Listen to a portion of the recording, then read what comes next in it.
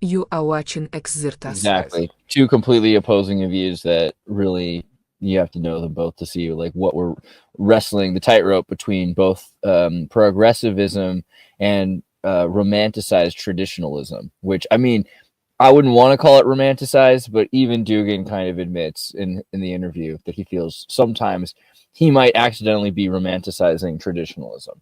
And I think that's important because we romanticize progressivism, obviously, and we imagine progress as an omega point that there's, like why haven't they progressed as far as we have towards the obvious singular direction that there is to progress? Well, not everyone thinks that there's one direction to progress. So progressivism is a sort of fascism, a collective woke fascism, or it's like it is a if it's not a symptom, then collectivist woke fascism might be a symptom of progressivism, which is just thinking that you are headed towards the right direction, which is Lucifer thinking they're more right than Christ. So, interesting guy. I think Yuval Harari is interesting. I'd like to interview him at some point. And then here you have the healthy reset, which is an interesting, very short. It's only 15-minute clip here, but it's got a lot of Yeah, interesting information. this is basically just summarizing an article I wrote still during the sea crisis, which again goes into this whole germ theory question and just outlining my view in a very simple and short fashion. I'm basically just reading what I wrote and insert a few clips. Raph, is this Um, your manifesto? Oh my gosh.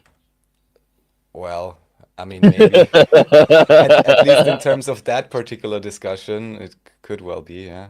Not bad. Not bad at all. And then, okay, so here's Stefan Lanka, who you mentioned earlier, talking with Yeah, Dr. so Cohen. here just pointing out you have these interviews Steph. with Cohen and Lanka. You can check it out, but we will get to listen to a little bit of Cohen in a tiny bit. So this is just, to point out that there's interviews there, at least on Odyssey, where you can then, get a deeper understanding of what they're talking about, why they have this crazy idea, and all of that.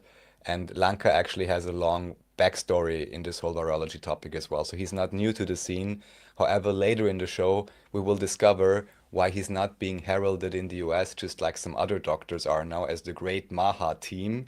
We will get into that, and we will see, unfortunately, that also here there is a false dichotomy between the natural occurring, pangolin, Pokemon, whatever origin, and Got it. the Wuhan lab Mama. origin. Yeah. Pokemon? Yeah. Which is also related somehow. So then Dr. Lanka, here's the video. This is a French interview, I think, or no, German. This is one Yeah. in German, just so everyone has something to click at. Don't have to watch it. This is just to show that it exists. The next thing is also what I had shown before. This is one of the original sources where I learned about this, Dr. Right. Nancy Turner AIDS, Banks. She also, AIDS, opium, diamonds, and empire, the deadly virus of international greed. yeah, because she connected to economy, and at that point, maybe I wasn't that deep into the virology topic yet, but I could more jive and understand the economics part of it. And what she basically explained is that you have these systems set up, and then through money laundering and businesses which don't need to have exact accounting, you can actually even inflate stock market prices. So it's like a huge interconnected thing, which can make it more understandable why the germ theory idea is such a highly defended thing, and why you even have controlled opposition and so on popping up that's indirectly supporting it, because there's just so much money and power behind that idea. It is absolutely incredible. And it wouldn't be such a big deal if it wouldn't be to the detriment of the people's wealth and health. And that's why I keep harping on that topic. Yeah, then even here you have young Lanka. This have maybe, I don't know, 20, 30 years ago, or whenever the whole HI topic started popping up. Of course, there's many other doctors, also American doctors from back then, that were, let's say, ringing the alarm. But here just to show Lanka is not new to the game, but he's been onto this topic for quite some time. And from what I understand, he even won a court case in Germany related to the measles virus, if I recount this correctly now. I just know it was a very big deal. And yeah, this is a That's the big recurring thing thing. right now. Obviously, in America, they're saying there's measles outbreaks. That's the new. Seriously. Yeah, you've not seen that measles. If I type in measles right now and you go to news, you're going to hear Texas measles outbreak nears 100 cases. CDC reports 5-fold increase in measles cases from last week. Are you protected? Here's what the CDC says about measles. CNN, what CNN wants you to know about measles. So those are the sources. you can really trust those guys about stuff. Anyway, so yeah, measles. Then Kary Mullis about Anthony Fauci. Yeah, I'm not sure. We could even listen to this if we want to. Yeah, I okay, don't know. It's short. just, yeah. Yeah, let's do it. Let's do it. So Kary Mullis is the inventor of the PCR test, We're which doing the everyone has weirdest been reaction using. show. No one else does reaction shows like this. About humanity that wants to go to all the details and stuff and listen. You know, these guys like Fauci get up there and start talking. You know, he doesn't know anything really about anything, and I'd say that to his face. Nothing.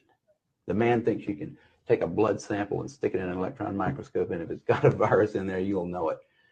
He doesn't understand electron microscopy, and he doesn't understand medicine. He's right. He should not be in a position to in. He's so right. Most of those guys up there on the top are just total administrative people, and they don't know anything about what's going on the bottom. You know, those guys have got an agenda, which is not what we would like them to have, being that we pay for them to take care of our health in some way. They've got a personal kind of agenda. They make up their own rules as they go. They change them when they want to, and they smugly, like Tony Fauci, does not mind going on television in front of the people that pay his salary and lie directly into the camera.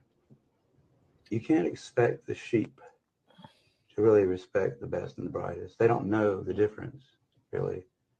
I mean, I like humans. Don't get me wrong, but basically, the vast majority of them do not possess the ability to judge who is and who isn't a really good scientist. I mean, that's a problem. That's a main problem actually with science, I'd say, in this century, because science is being judged by people. Funding is being done by people who don't understand it. Okay, who do we trust? Fauci? Fauci doesn't know enough to, you know, if Fauci wants to get on television with somebody who knows a little bit about this stuff and debate him, he could easily do it because he's been asked.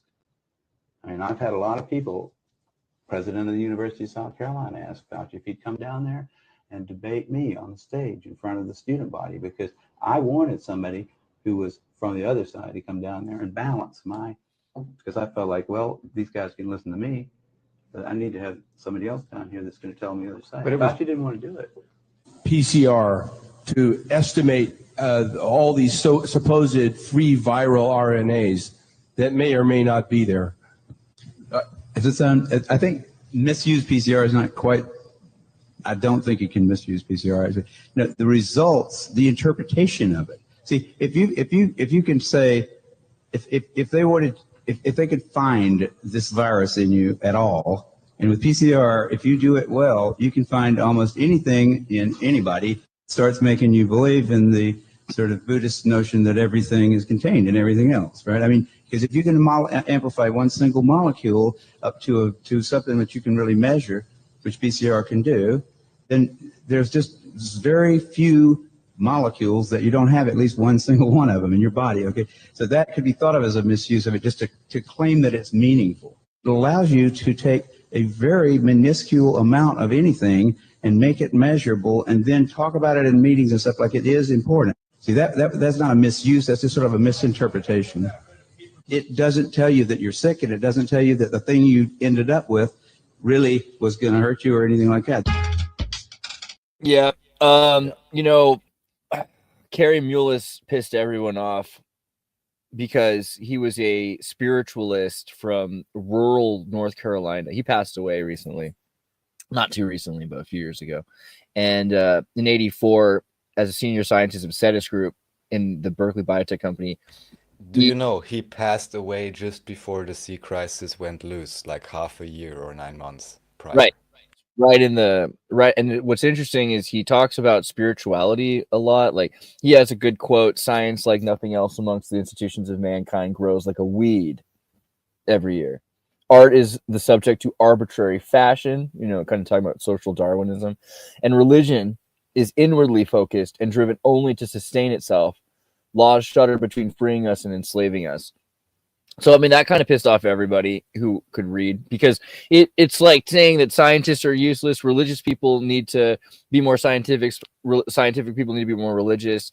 We need to look at spirit. I mean, everything he said, I really liked the guy. I was a big fan of the guy. I was pretty into PCR. I had an open source PCR kit made out of a Mr. Coffee in 2012. You know, we used to go around Los Altos doing samples of sushi to see what kind of fish they were using. I mean, there are definitely reasons that the PCR test is cool. And it's awesome that the guy who made it was like, whoa, slow down. You can't just use this to interpret data. You need to look at the holistic human body if you're going to do this. He was really saying that a lot. He's like, you can't just look at one molecule, because there's going to be all kinds. It's amazing how few things really exist and how many of them are going to be found in every organism, and how they'll be in every disease will use healthy parts, right? That's a big, especially if you're talking about like tumors and things like that, they're using healthy parts a lot of the time. So you can't just say, oh, well, this is an unhealthy part. No, it's a system of organization that is working against the greater common goal of the organism, which is, as Albert Schweitzer says, to stay alive, right? There's a sort of idea that, do you value life? Do you want to keep living? Well, that's what unites us, right? And so the same thing, that's what unites us with tumors. Tumors want to keep on living. They're killing themselves because they don't live in a balance with the rest of the organism. I know that sounds hippie, but that's science, man. That's the way it is. So highly recommend checking out Kary Mullis. And this is an interesting article. The Intolerable Genius, Berkeley's most controversial Nobel laureate, written December 12th, 2019, right? This is right before COVID was happening, when they were already trying to smear him and say, just because he invented a cool machine doesn't mean you have to like care what he has to say. You do, though. You do. So yeah, pay attention to Kary Mullis. Listen to this guy. He was an interesting man. Rest in peace.